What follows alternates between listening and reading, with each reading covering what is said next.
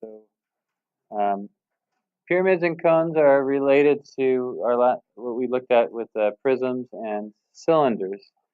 And the relationship is that the volume of a pyramid is equal to 1/3 the volume of a prism, assuming they have the same base and the same height. So I guess we could write this 1/3. Remember, the volume of a prism is the area of the base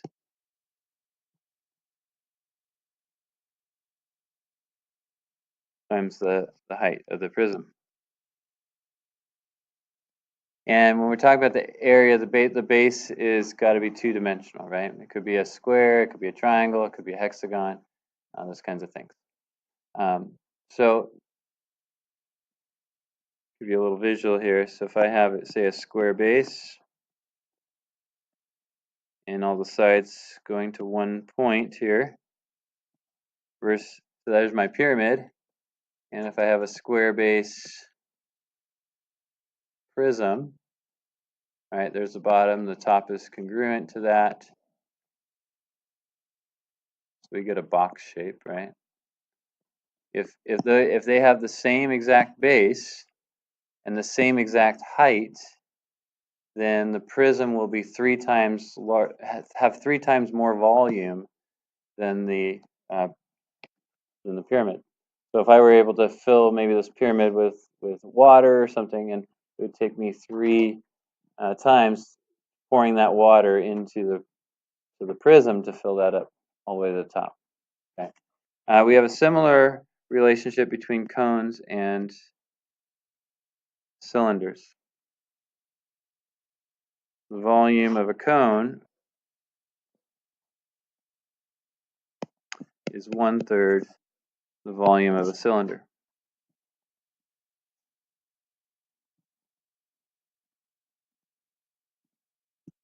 And so volume of a cylinder, remember what that was?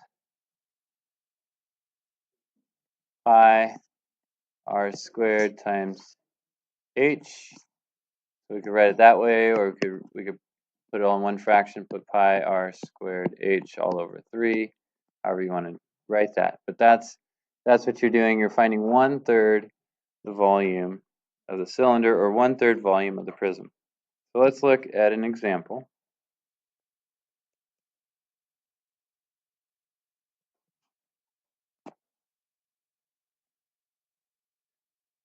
Let's see example 1 here. So say I start with an equilateral triangle. All the sides are 10. And I make the height of that equilateral triangle kind of a fixed axis here. And I spin that equilateral triangle around that axis. Okay, imagine it spinning. And so as it spins, we get this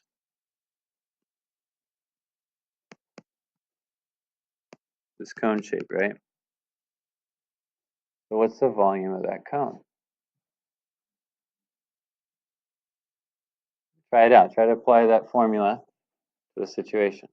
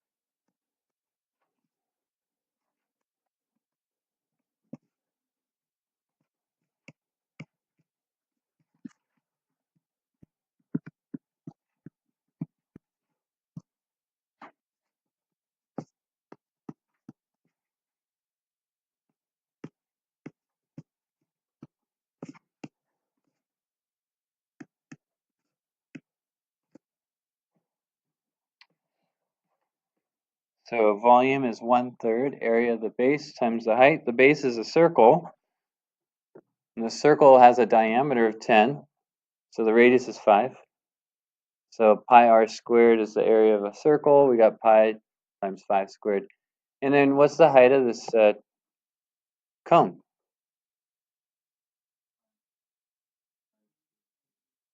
Okay, so it's not 10, right? So this is where, like, it's easy to find the base of a cone, and it's easy to find the base of a pyramid, but the height is where things can get messed up. And the height seems to be the toughest part. And 10 is definitely not the height. How do we know 10's not the height? Slanted, right? It's the height has to be perpendicular to the base. And that's not perpendicular to base. And actually this 10 does have a name, and that it's a name you need to know. It's called the slant height. But it's also not, the slant height is not the height you use in the formula. The height you use in the formula is the perpendicular height to the base. And usually if you have the slant height, the way to find that height is Pythagorean theorem. And so if we look at that, let's let h be the height. This is going to be 10, this is going to be 5, and we can work at it using Pythagorean theorem. So h squared plus 5 squared is 10 squared. So that's 100 minus 25, or 75. 75 is 25 times 3, or 5 times 5 times 3. And so we can simplify this radical to 5 root 3. And that's the height of our cone. Okay. What do we get when we multiply all this together? We get one big fraction, something over 3. What's going to end up being on the top?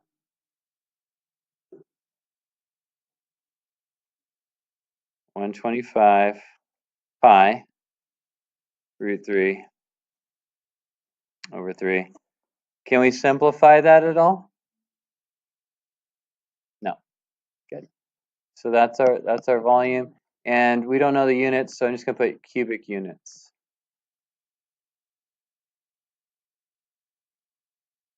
All right. So the height is the thing you got to be careful with when you're looking at cones or pyramids. Let's take a look at one more example.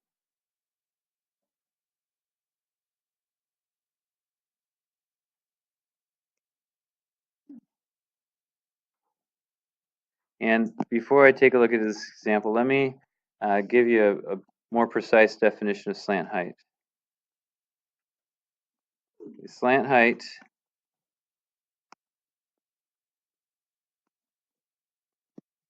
is the length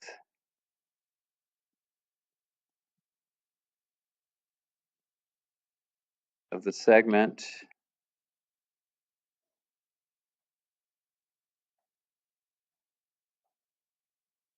extending from the top of the pyramid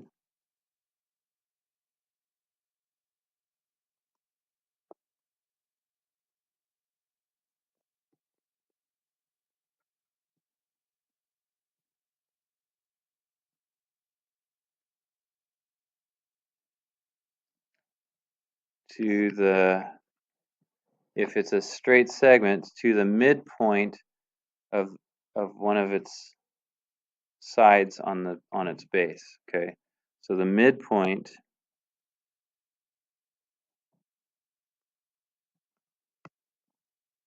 of a, I'll call it a base side. Okay, and this next example, we're going to need to know that to be able to work through this. So we want to find the volume again. I'm going to work with a square base,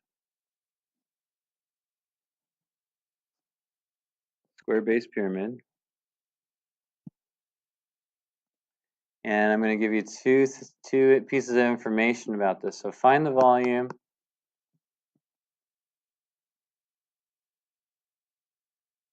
I'm going to let you know that the radius of the square is 1.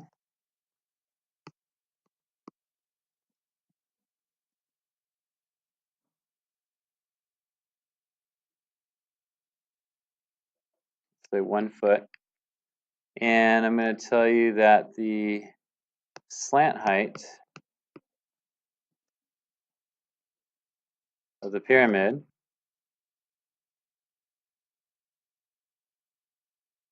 is 2 feet. And I want you to find the volume of the pyramid. Give it a try. And be careful.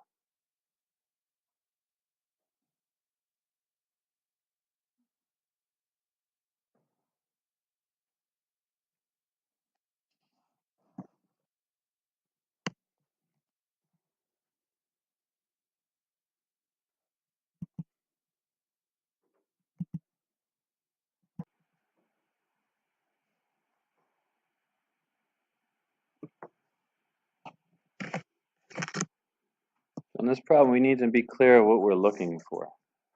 So you start with the volume formula. So my volume is 1/3 area of the base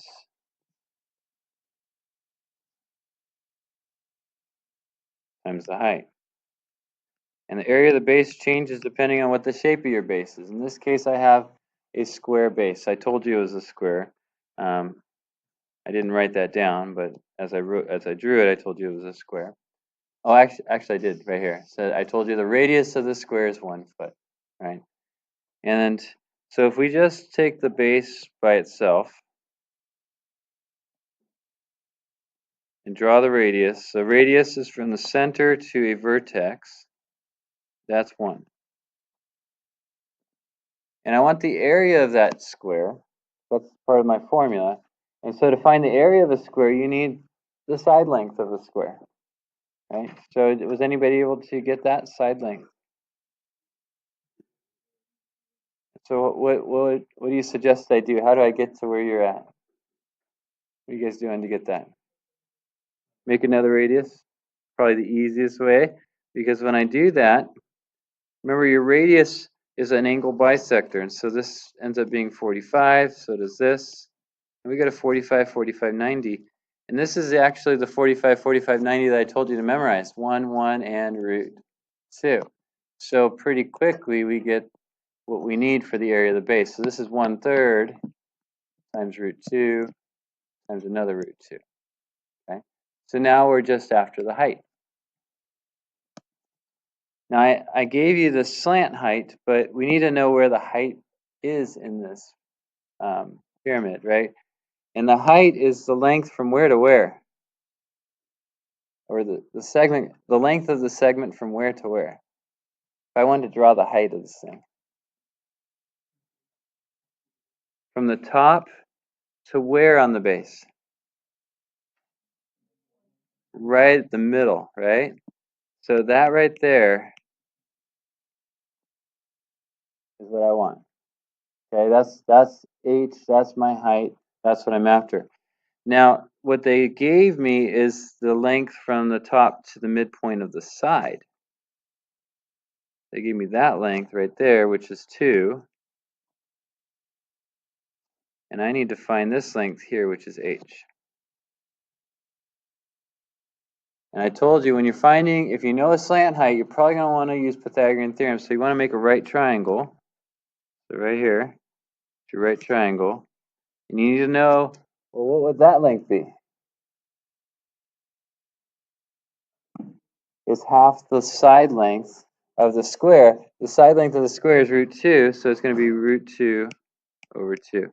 So now we have what we need to solve for h. So we get h squared plus root 2 over 2 squared is equal to 2 squared. Go ahead and finish that if you haven't done that already. Find the height.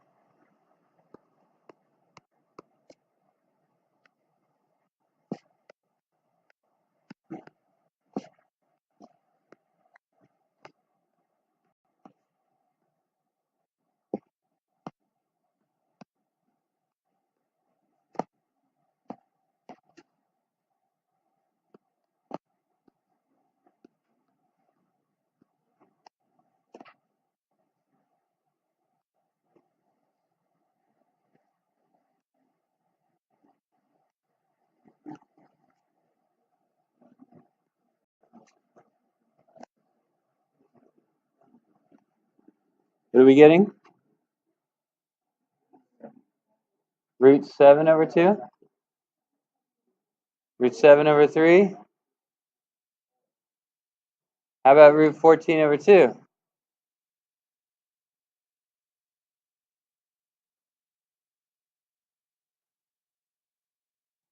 So when you square this, you're going to get root 2 times root 2, which is 2. 2 times 2, which is 4. You can simplify that to 1/2. Why would I not want to in this case? So I'm going to be taking a square root, and I like to keep my denominator a perfect square. Otherwise, I'm going to be taking the square root of 2, and I'm going to have to multiply top and bottom by root 2, which is fine. It works. But I'm going to leave it that 4. And I'm going to change this 4, which is 2 squared, to 16 over 4. So then I can subtract, and I get 14 over 4. Take the square root, and I get root 14, and the square root of 4, which is 2. So if you had the square root of 7 over 2, that's true, but you need to fix that because the square root of 7 over 2 is the square root of 7 over the square root of 2. Then you multiply top and bottom by root 2, and you get the square root of 14 over 2, which is what I have. Okay. So from there, we got all the pieces we need. We just need to multiply it all together.